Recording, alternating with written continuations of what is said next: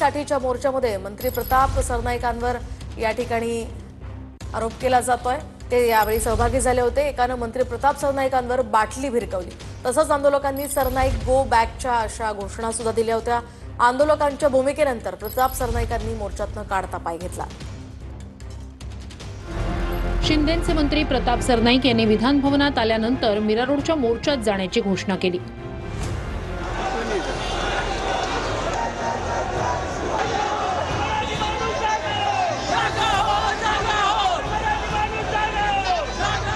मोर्चासाठी पोलिसांनी परवानगी न दिल्याबद्दल सरनाईकांनी संताप व्यक्त केला।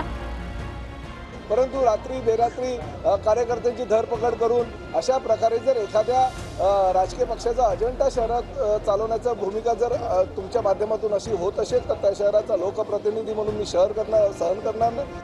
पोलिसांनी परवानगी का दिली नाही, मी चाललोय, मला रोखून दाखवा असं आव्हान सरनाईक यांनी दिलं। पोलिसांनी दादागिरी आणि गुंडगिरीच्या मार्गाने चालू केलेली आहे, याचा मी निषेध व्यक्त करतो। माननीय मुख्यमंत्र्यांकडे सुद्धा निषेध व्यक्त करतो आणि आता मी स्वतः त्या मोर्चामध्ये सामील होण्याकरता मीरा भाईंदर शहराकडे निघालेलो आहे। जर पोलिसांची हिंमत असेल तर पोलिसांनी प्रताप सरनाईकांना अटक करून दाखवावी। मराठी मोर्चात सहभागी होण्यासाठी सरनाईक मीरा रोडमध्ये पोहोचले। मोर्चास्थळी पोहोचताच सरनाईकांच्या विरोधात घोषणाबाजी सुरू झाली।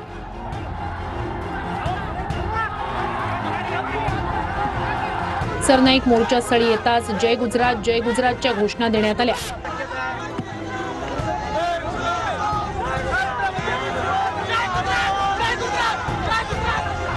"50 खोके एकदम ओकेच्या घोषणा मोर्चेकऱ्यांनी सरनाईकांसमोरच दिल्या।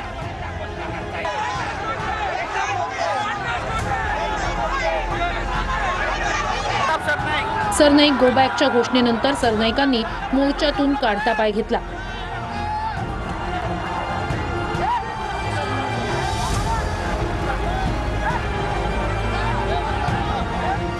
सरनाईकांविरोधात घोषणाबाजी सुरू असतानाच कोणीतरी त्यांच्यावर बाटली भिरकावली।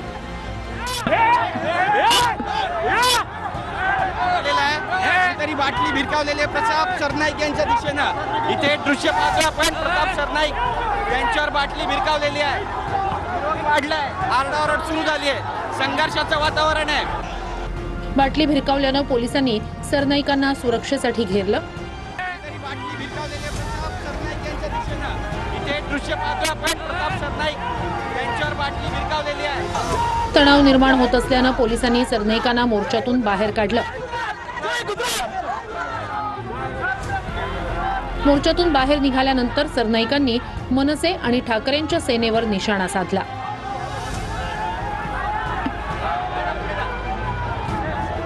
या ठिकाणी बाहेरून आलेले जे मनसे आणि उभाट्याचे काही लोक आहेत त्यांनी या ठिकाणी दादागिरी आणि गुंडगिरी करून काहीतरी करायचा प्रयत्न केला। परंतु कायदा व सुव्यवस्थेचा एक राज्याचा जबाबदार मंत्री म्हणून मी या ठिकाणी जे मराठा एकीकरण समितीचे गोवर्धन देशमुख आहे त्यांना सोडवायला पोलीस स्टेशनला गेलो। काही मनसेचे पदाधिकारी आणि काही नेते मंडळी नवघर पोलीस स्टेशनला होते, मी त्यांना सोडवलं। तुम्ही ज्या पद्धतीने महिलांबरोबर तिथे वागलात, तिथल्या महाराष्ट्र सैनिकांबद्दल वागलात, तिथल्या मराठी एकीकरण समितीच्या लोकांबद्दल वागलात, तिथल्या स्थानिक मराठी लोकांबद्दल वागलात, हे ज्या वेळेला लोक पाहत होती त्यावेळेला बाहेरची लोक यायला लागली ना। तुम्ही जर आम्हाला नीट मोर्चा काढून दिला असता तर शिस्तीने आम्ही मोर्चा केला असता। आम्हाला जो विरोध दाखवायचा होता तो आम्ही विरोध दाखवला असता। ते कोण प्रताप सरनाईक या ठिकाणी आले होते आणि इथून पळून लावलं।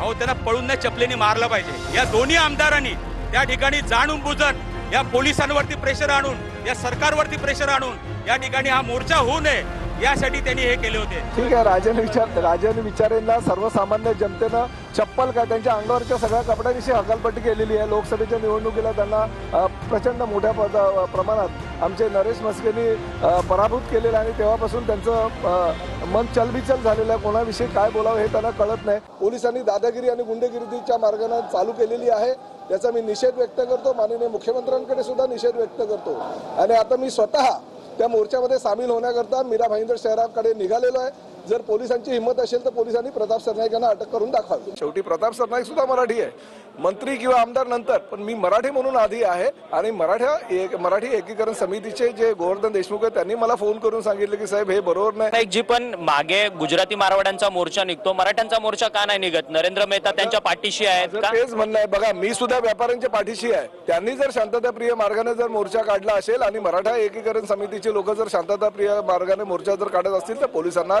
त्यांना अटकाव करणे योग्य